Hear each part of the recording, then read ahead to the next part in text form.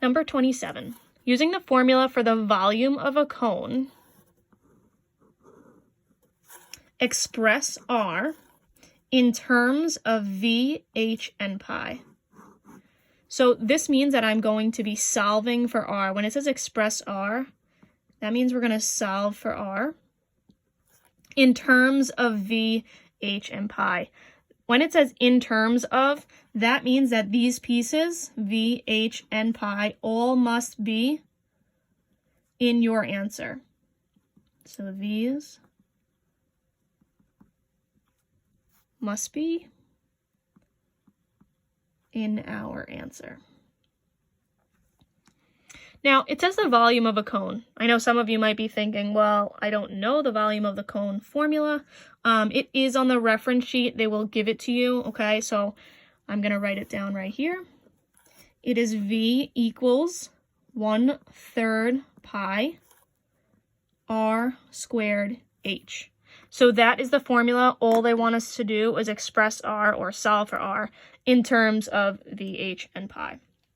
So we have seen these types of problems before.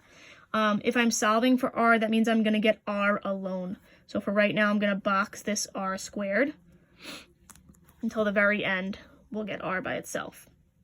So there's two different ways we can do this. I have a 1/3 pi R squared H, and I have this V equals. So what I'm going to do is I'm going to drop my train tracks.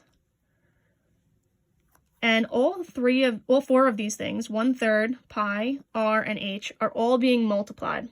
So my inverse operation is division. So to get rid of all of those pieces that are attached to the R, I can divide them out. So I'm going to divide 1/3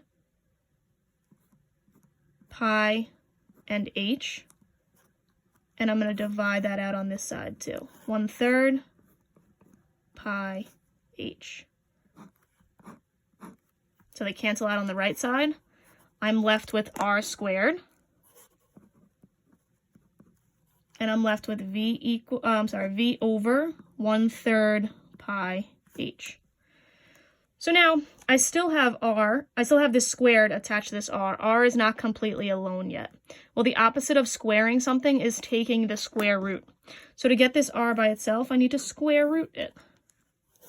I'm going to square root on both sides. Whatever I do to one side, I must do the other. So what happens is this squared and this square root cancel out. So I'm left with an R on the right side. And on the left, I can't do anything with this. So I'm just going to write square root of V over 1/3 pi H. So this would be my final answer. I solved for R in terms of V, pi, and H are all in my answer. The other way that you might see this being solved is, I'm just going to rewrite my original.